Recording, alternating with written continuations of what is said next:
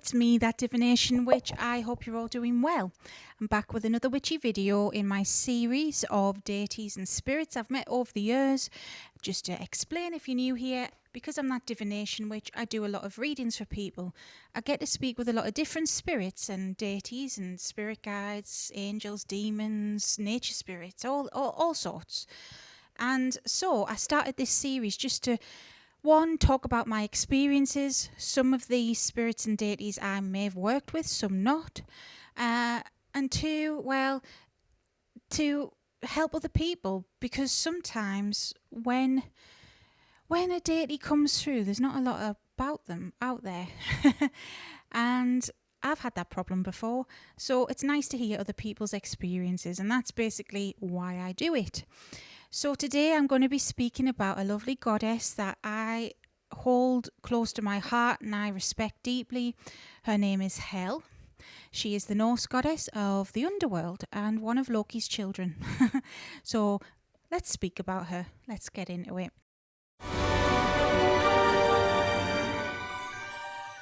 Now, if you're new here, just to quickly say, I'm Sarah. I hope you stick around. I'm that divination witch. It's a safe space here, so if you've got any questions, if you want to help each other out in the comments, I encourage that. Nothing silly, ask away. Everyone's got to start somewhere. I try and help where I can as well. If there's anyone else you want me to talk about, let me know. I hope you stick around though. Hit subscribe. I've got a link tree below as well if you want to get a reading from me. I've got a shop, website. I'm also teaching things. I'm teaching tarot at the minute on memberships and Patreon. If you're interested, thank you. So, Hel is one of arguably the most important Norse deities, in my humble opinion. She is the goddess of Helheim, of the dead, essentially. Her story, I suppose, her origin story is a bit of a sad one. And although that's the case, she's very strong and very powerful and not somebody you want to get on her bad side with. But even though that's the case, she has quite a humble and lovely energy and a kind heart, in my opinion. So Hel is one of Loki's children. Loki had 5 kids altogether. 2 boys by Sif and 3 children by Agrabode. And Agrabode is his first lover, I suppose. I don't know if you could call them husband and wife. Agrabode, she is an intense lady, very, very strict. I would call her like the dark feminine of the Norse, to be honest. She's a warrior. She is a giant, a Jotun, and basically a queen in her own right. And she and Loki had 3 kids, and well, these kids were called monsters, which is not nice at all. Actually, Loki didn't have 5 kids, he had 6. He's reminding me, I always forget about Sleipnir. By 3 different people, Sleipnir was a horse. That's a whole different thing. But Hel's siblings, full siblings, were Jormungandr, the world serpent, which he was thrown into the ocean and he's said to circle Midgard, which is Earth. Jormungandr is a draconian type spirit. He's a giant dragon serpent, basically. He is very, very powerful. Fenrir, also very, very powerful. A giant wolf who was tricked into being bound and chained for fear that he would help his father Loki bring about Ragnarok, the end of the world. He bit off Tyr's hand, I believe. Tyr is the god of war. It's sad, really, because to me, these kids, they were just living their life. They can't help whatever the prophecy says, Hel, you could say it's sort of the lighter end of the deal, but it kind of isn't, because she was given all the blooming responsibilities. She was cast out into the underworld, or Helheim, And when it comes to Norse mythologies, a lot of the gods are psychopomps. Psychopomps are guides to the dead. Think of Grim Reaper type things. So even Odin, Freya, they're psychopomps. Most of the Norse gods are, because in the afterlife there is a belief. Basically, if you do well enough, you can go to the afterlife of the god of your choice and live in their hall. Like even Frigg has a hall called Fensalia. Don't know if I'm pronouncing that right. A beautiful, swampy, foresty, springtime, summery, woodlandy place. Uh, you know, all the gods have their pick of souls, but Hel got the souls that weren't picked, essentially. And she, I suppose, is like the Hades of the Norse myth. And Hel was born half alive and half dead, a foot in both worlds. And she can't help who she is, and that's just going off the mythologies, of course, but that's her origin story. And that's why I think it's a bit sad, because she was just a girl. She didn't ask to be born. She can't help who her parents are. She can't help how she looks. It's very much judgment, isn't it? But the Norse myths, this is a problem with them, if you want to call it that. Snorri and some of the other people who wrote the Eddas were Christian, and they were written after such times. So a lot of the info is kind of lost and, Christianized. Loki is your devil in Norse myth, to be honest. So yes, that's her origin story, and she is in charge of the Norse underworld. She plays a big role in some of the important myths of Norse mythology, like Balder's death, because Balder is the light god of the Norse, and he is offed, let's say, by Loki, or Loki was responsible, and Hel, she was looking after his soul, let's say, and they had to bargain with her to get her to release him so he could be reborn. So she played a role in that as well. But she's very powerful and no nonsense. So, she is a strict lady in my experience.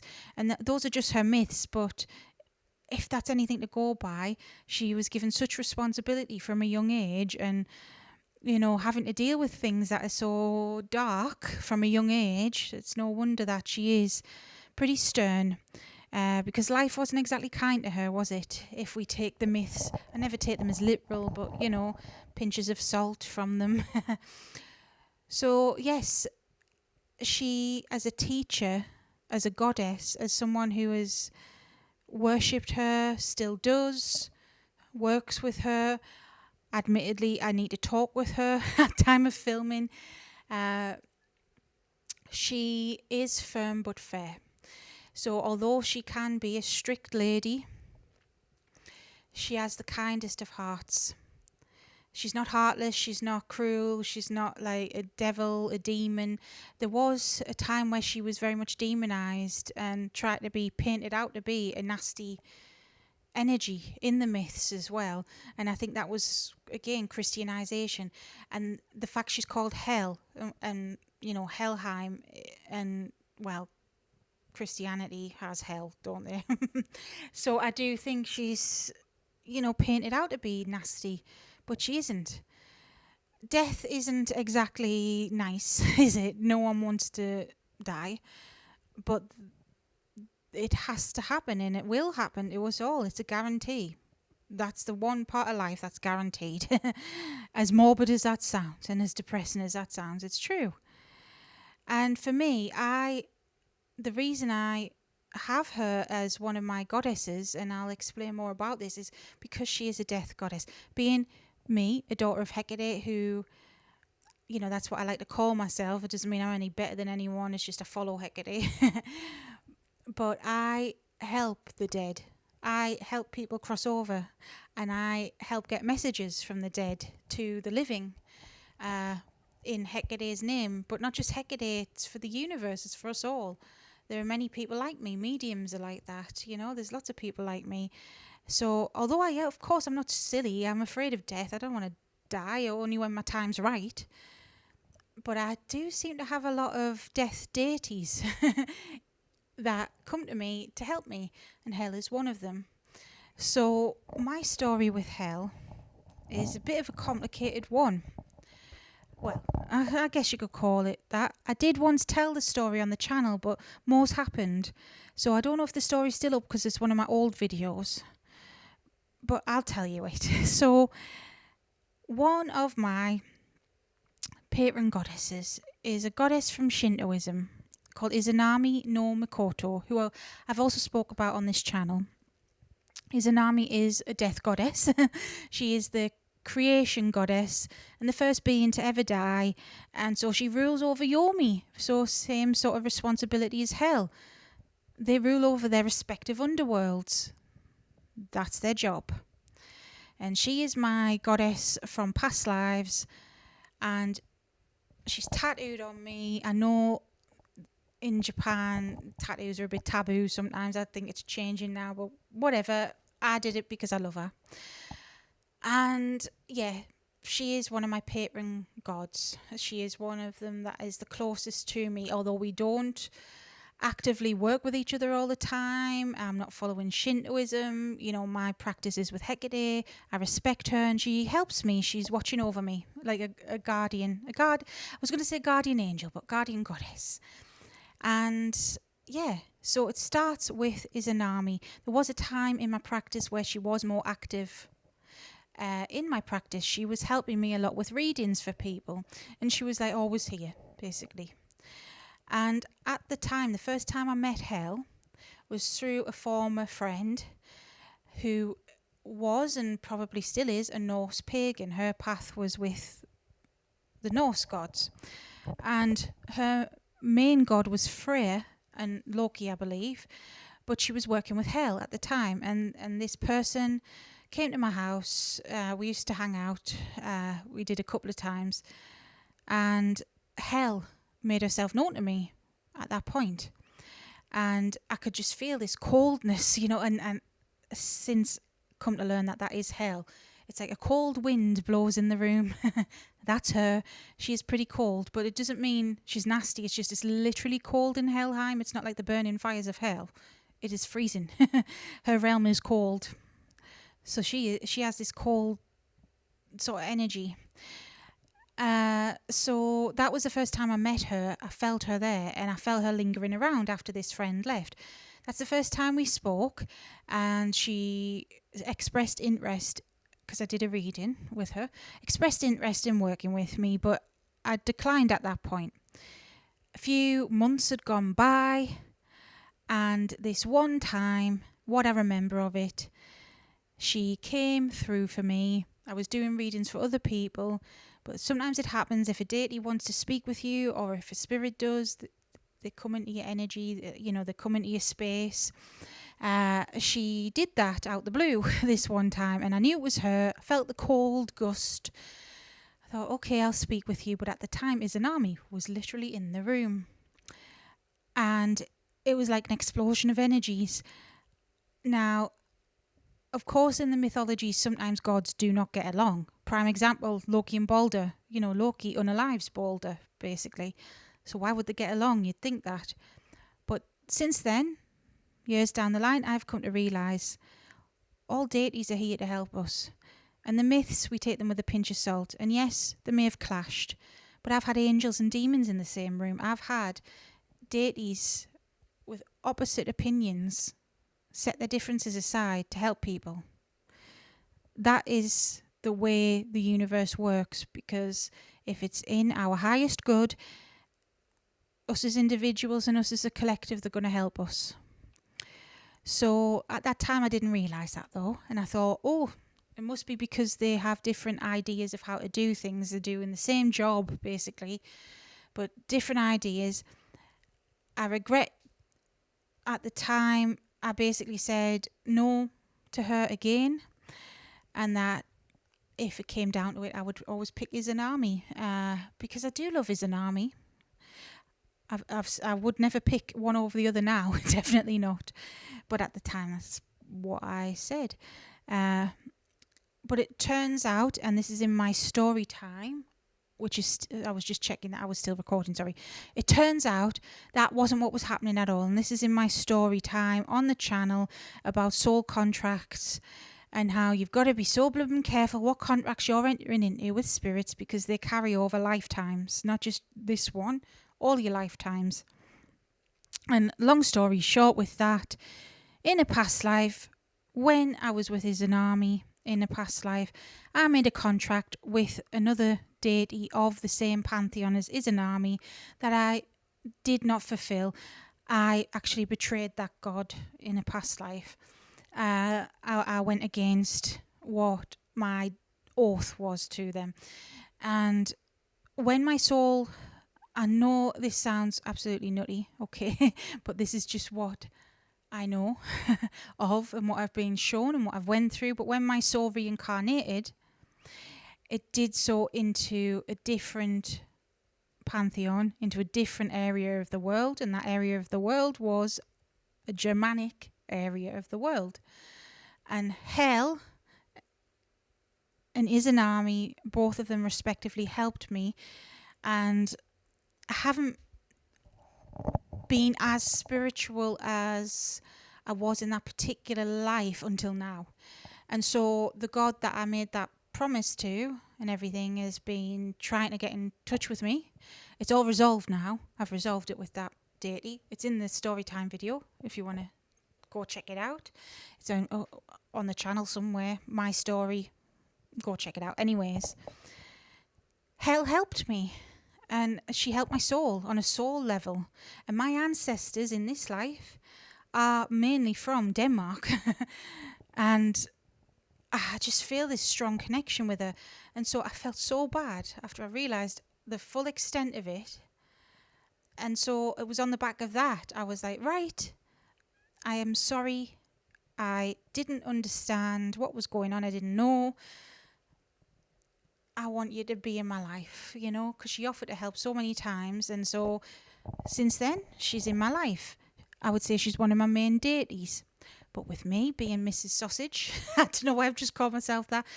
I have the attention span of a goldfish sometimes. And full disclosure, the past few months in my practice, I've been focusing on mainly Hecate, Lilith, and then Hel. And I don't mean to put her lessons on the back burner or anything like that. It's just kind of happened with building my channel, with helping other people as well and doing these things. I feel like she's okay with it for now, but she's up there, she's waiting, and I do need to fully, explore whatever lessons it is that she's got for me. I do. I acknowledge that I do. And I can feel the cold here right now. And she's like, yep. Just then I felt the cold. You do need to acknowledge it. At time of recording, I keep getting a magpie visiting me through my front door. I'll put a picture up or something. And this magpie left a feather behind. It's been pinching some cat food that I've been leaving out for a stray cat, you see. So the logical reason is the magpie wants the food. But magpies are one of Hel's symbols. And the fact it left a feather, I've left it next to Hel's candle for now. And I know we're going to do something with this feather. I don't know what yet, but I know it's something.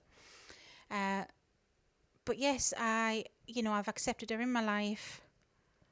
But I need to explore it more. We have done some things together, but it's just life gets in the way sometimes with spiritual journeys, and you can only do one thing at a time, and that's what I'm doing basically. I'm listening to Hecate right now mainly, and I'm going through some blooming lessons with her. She's put me through my paces.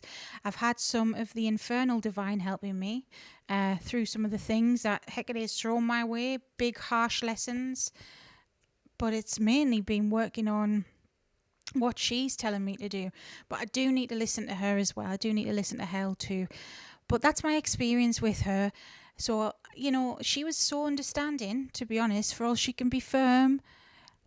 I said no twice. How dare it? I said no twice. And then she still wanted to help me. She still helped my soul. Because that's the thing with deity work. You can say no. And I think they know. And I think she knew. On a level, I wasn't ready.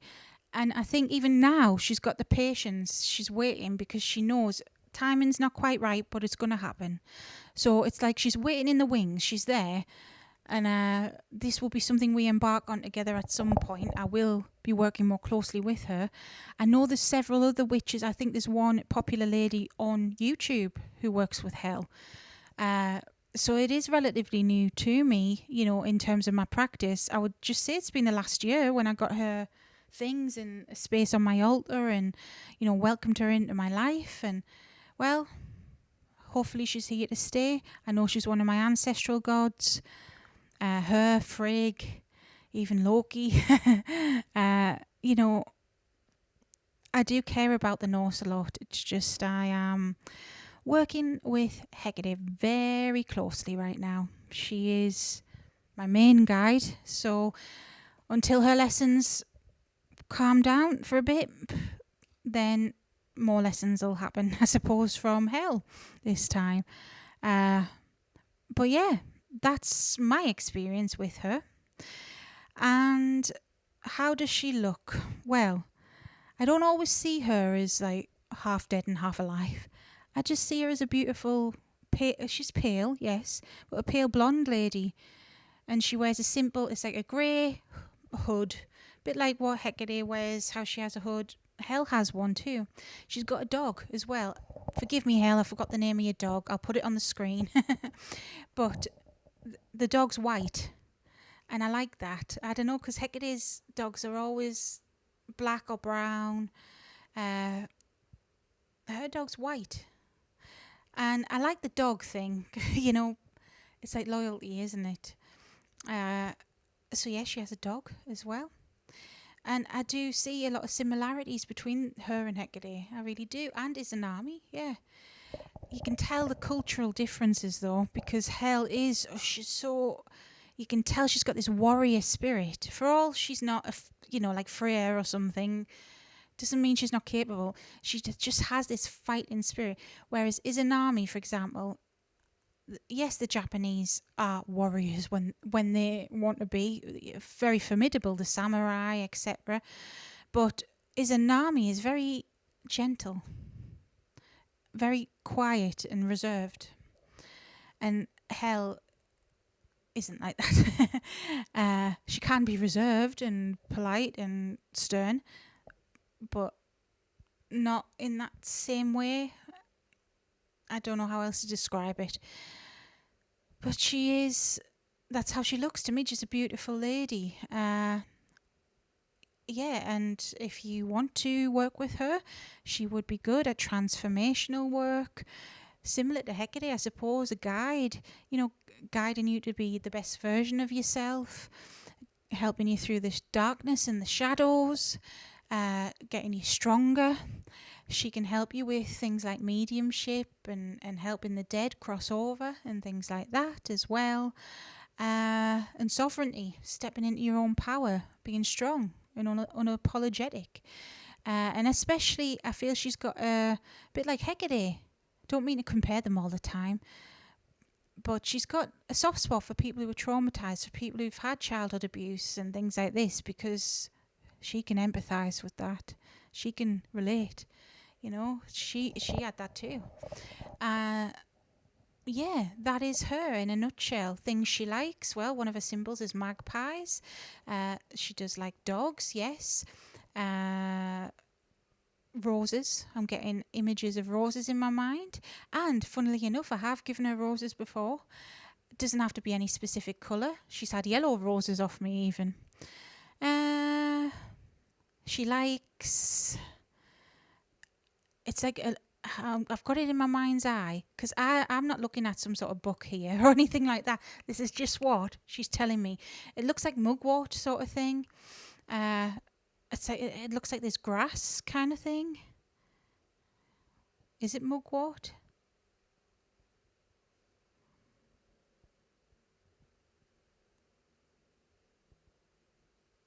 I'm trying to figure out what this is. I don't know what it is.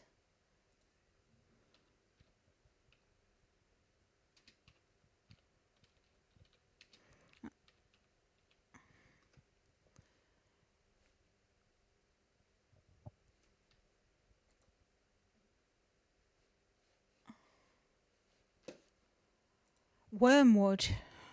Wormwood.